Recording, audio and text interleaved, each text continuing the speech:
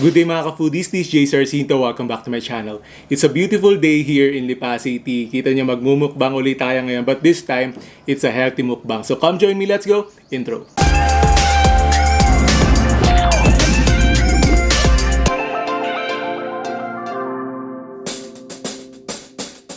Yeah, so this past few weeks, medyo hindi healthy yung mga minumukbang natin. Mga isang buong manok, mga crispy pata. So naisip ko, isang healthy mukbang naman. So ngayon, puro gulay ang imumukbang natin. So yung una, yung paborito ko ay ginataang sitaw sa kalabasa. Yan, bagong luto. Medyo na-overcook ko lang kasi nung sinalang ko, nagpakain ako ng aso. Ang bilis lumambot. Tapos meron tayong big plate ng iba't ibang mga gulay. Papakita natin isa-isa. We have deep fried na talong, steamed okra, tapos we also have ginisang ampalaya at steamed na kangkong. Tapos pag ganitong mga steam yung gulay, ang perfect na sausawan dyan ay bagoong. Ito bagoong balayan to, sikat na sikat sa Batangas. So nilagyan ko lang ng kalamansi saka maraming sili. So tara, kain na tayo. Sabawan muna natin ang ating 2 cups of rice.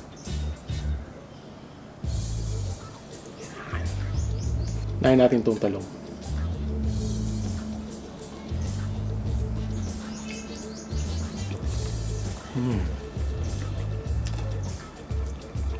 Sarap. Bato, hiniwa lang na mahaba. Tapos deep fried lang. Yung iba ginagawa, nilalagyan pa ng salt and pepper bago iprito. Pero yung sausawan ko naman kasi bagoong, which is sobrang alat na. So hindi ko na nilagyan ng salt and pepper. Diretso na.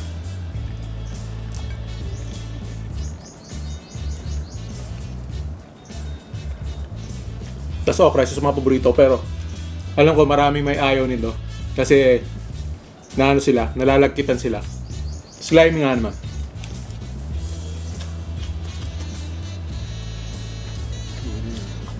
In-steam ko lang siya kasama nung kangkong sa rice cooker steamer. Dati ayoko rin ng okra eh. Yung parang ang slimy. Pero eventually nagustuhan ko na rin.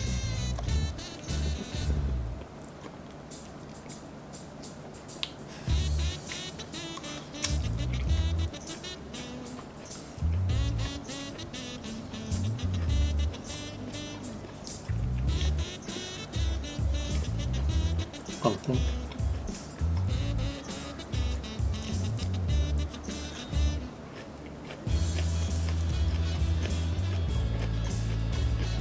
Alam nyo, kahit puro gulay, sarap ng kain ko. Ba't nga ba ngayon ko lang ginawa ito?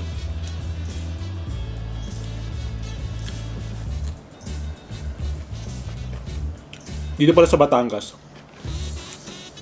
by May 16, na kami? General Community Quarantine na. So matatapos na yung Enhanced Community Quarantine. Medyo ako dyan medyo torn ako. Kasi as a businessman, syempre gusto ko mag-back to work.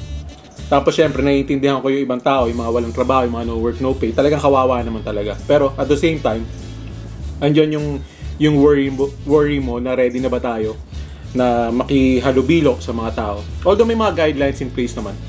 So, dasal-dasal na lang tayo. Saka syempre ingat pa rin tayo. Wag lalabas hanggat kailangan talaga. So kami, yung business namin, work from home pa rin para yung mga tao namin hindi na kailangan lumabas. Tapos kami talaga lalabas pag kailangan lang.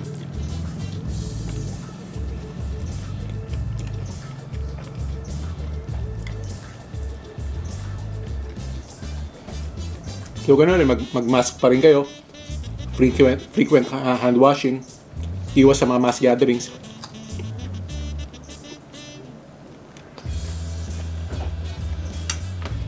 So, yung mga mga vlog ko sa labas, mukhang medyo matatagalan. So, matatagalan pa yung pagsasama natin ng pagmumukbang.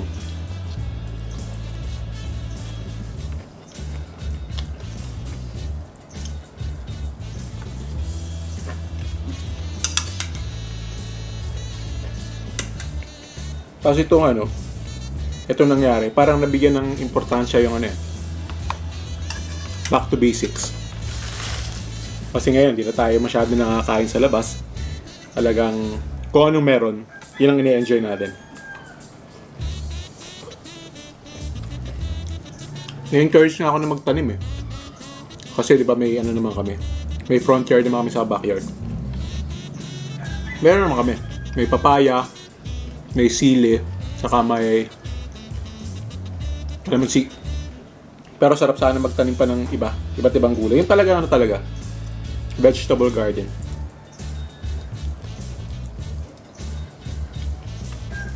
Gahana gawin din ng mga tao. Kasi, halimbawa ganyan, no work, no pay, tapos wala mga pambili ng pagkain. Kung may tanim ka na gulay, di ba? Pwede na yun.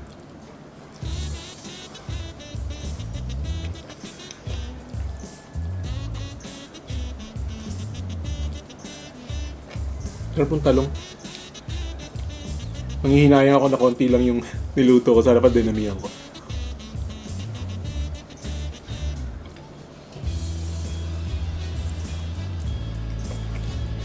So kayo, kung sa area nyo, kung GCQ na rin kayo, sana mag-ingat kayo.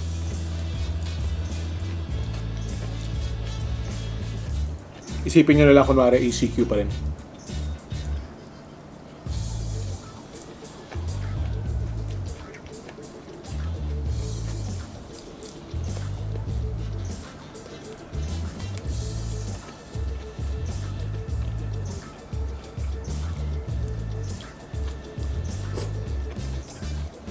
Palagi kayo kumain ng gulay Ako naman, mahilig naman talaga ako sa gulay. Ngayon ko lang talaga minukbang.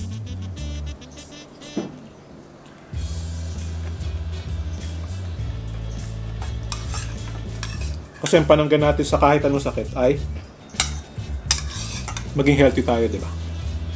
Yan ang pagkain ng gulay ay isang paraan para maging healthy.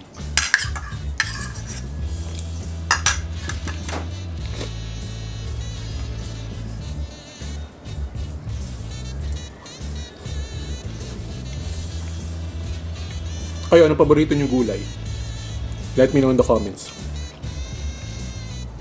Sarap sana ito kung may pritong galunggong, inihaw na liempo. Kaso, gulay mukbang nga tayo ngayon.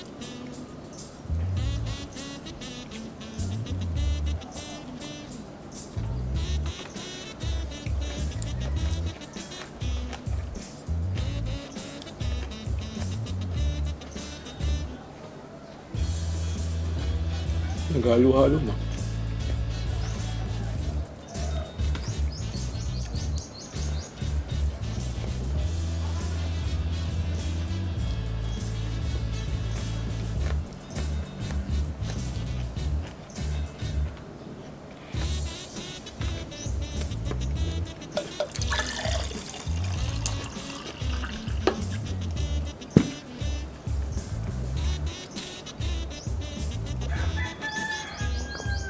Yung mga shoutout, iniipon ko muna. Magsha-shoutout kasi mamaya mag-vlog pa uli ako mamaya. Doon ko na lang siya shoutout lahat ng mga nagpapa-shoutout.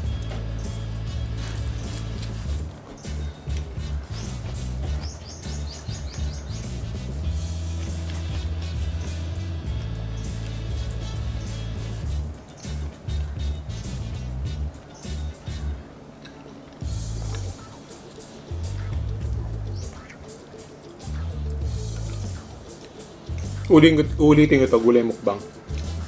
Ano kayang gulay? Yung iba naman.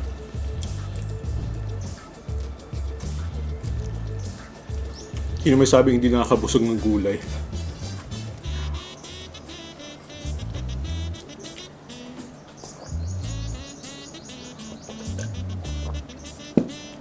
May nakakaalala sa akin. Ewan ko kasabihan sa inyo, pag nakagat daw yung labi o dila, may nakaalala. Okay, nakaalala sa akin.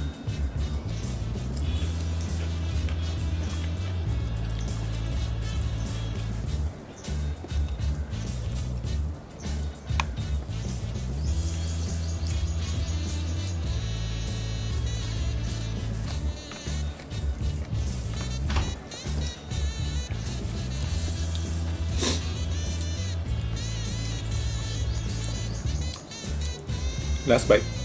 Thank you, Lord.